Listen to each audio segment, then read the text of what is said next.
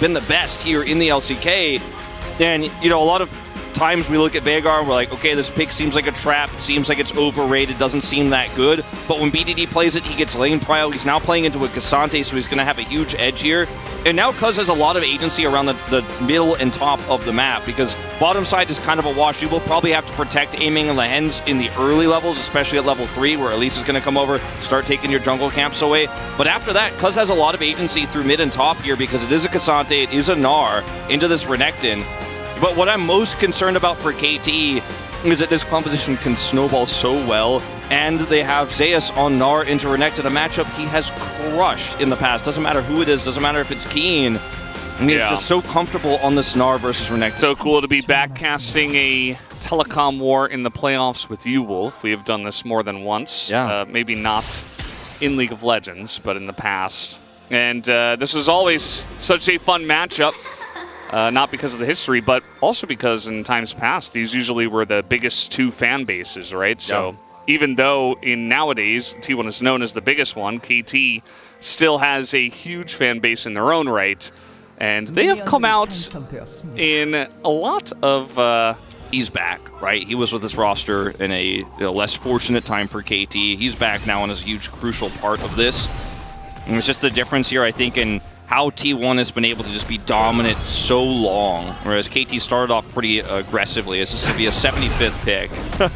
Yeah. I don't know the exact number of champions that are released at this moment in time, but I believe it is over 150. But he's getting close to the halfway mark of playing half of the champions in the game in a professional match in the LCK. Yeah, consider at one point in time, usually about a third or about a fourth to a third of champions are relevant in any given meta.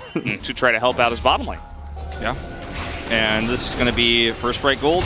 Like I was saying, going over to Owner, going to stop a back here. Nice warrior trickster here from Cuz to avoid the damage at least, a vast majority of it. And the scaling here for KT is fantastic. So, you know, you look at the game and you see a 1,000 gold lead here at 7 minutes.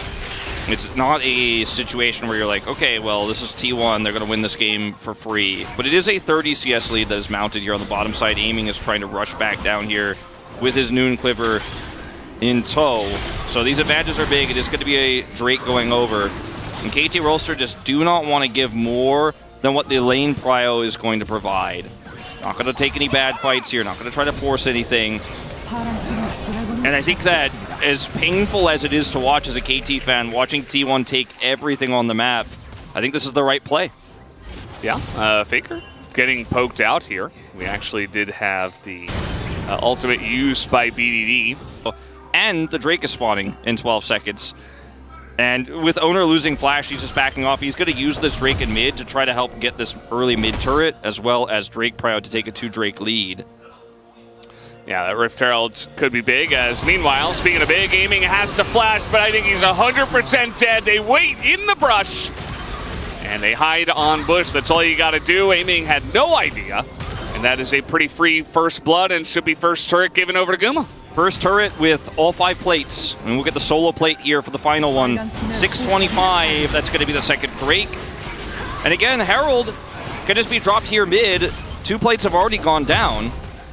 So BDD in a lot of trouble, and if this turret goes down, after already losing bottom side turret here, you're going to have big problems defending against this Elise, who's now pretty accelerated in this game. And she's going to be able to just roam around. And I'd say accelerate, not in items, but just in map control. Like, she's going to be able to constantly threaten. Okay, we got the Lehens gank coming up to the top side as waiting for a good moment. As that will be the flash away from Zeus. And it's not every day you see the level 7 Lulu gank, but Lehens, there's not much else that he can do at this point. So actually pretty nice that he gets up there and burns Zeus' flash. BDD doing his best to prevent this turret from going down. The charge will still come through, but he's able to stop the wave, delay the charge, and that turret will not fall this early, luckily for them. And yeah, Zeus losing his flash here. Just going to give Keen a little bit more agency in the lane. It's not really about the lane right now, unfortunately. So you watch this play once again, no vision here. Aiming is just hoping that he's going to be able to get away with some additional farm down here, but this is just straight up greed, and these are the types of mistakes you cannot make against T1. They have the wave straight in the middle. And if you don't have vision there, you can't walk up like that if you have no idea. Just had the impression that they backed and that he was going to be able to get some additional gold.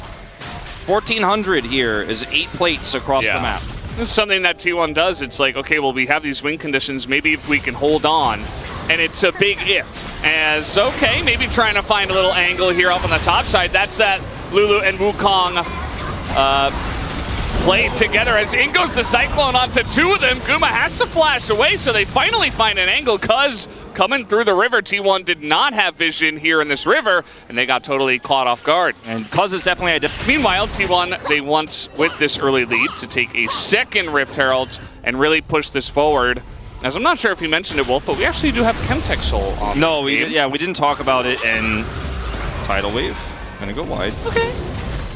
That was interesting. Well, they want to guarantee. Back. Yeah, they want to get the turret. Exactly. They want to guarantee this turret, and they like to use the Herald top so they can get all 3 outers. And if you actually catch somebody there, you get mid without using the Herald. They didn't, so the turret will live, but they're going to just drop it here top side, and then we'll be able to get their second turret of the game here. BDD has Cuz. Oh, man, he's caught on the edge there as waiting for that TP. KT's got an angle here.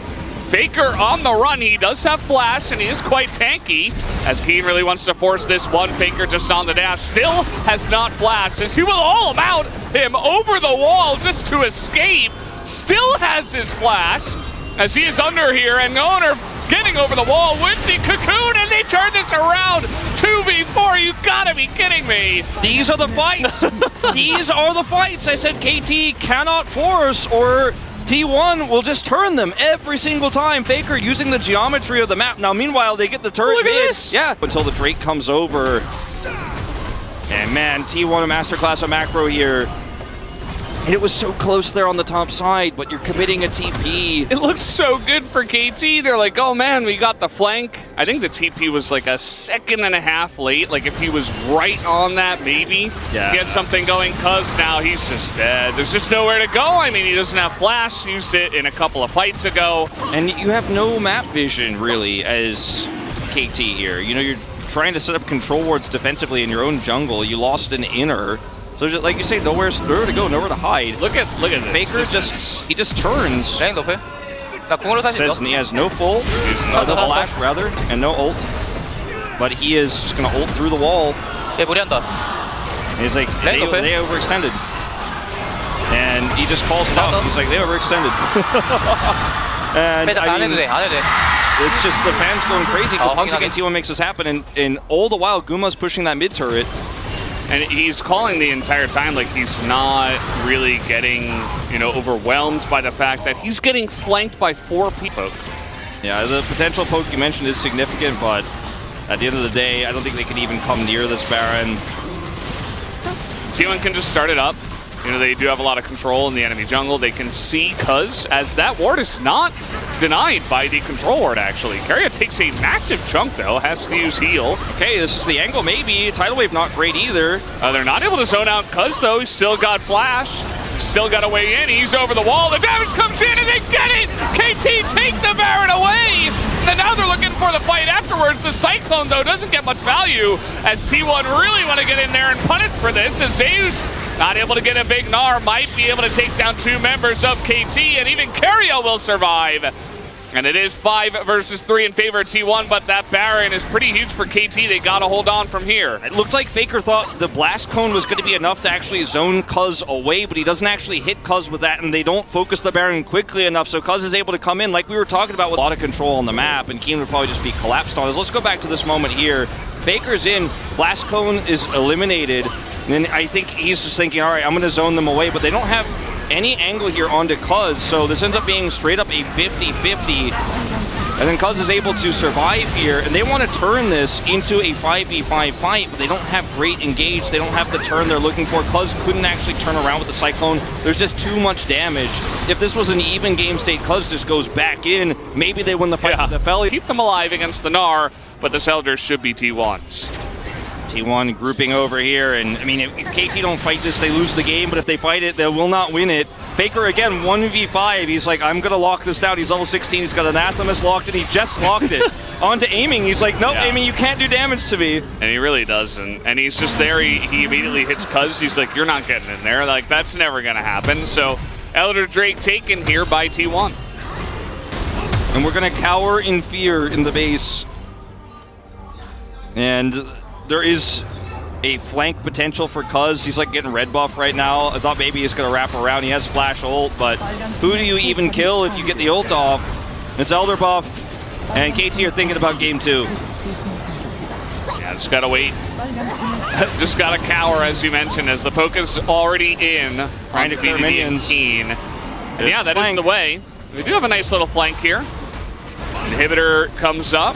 Tower, though, is going away. Tidal Wave is going to be big, but does part the team as Cuz still waiting. You have to kill Guma twice, by the way. If you kill him, you have to kill him twice. And they're respecting the Cuz flank. They're like, I know he's back there. We don't know exactly where. And wow, KT will live. The overlap won't be huge here because they do defend.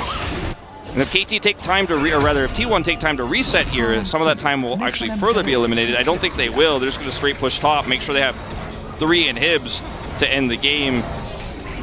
But KT just hanging on by a thread. TP here for the reset.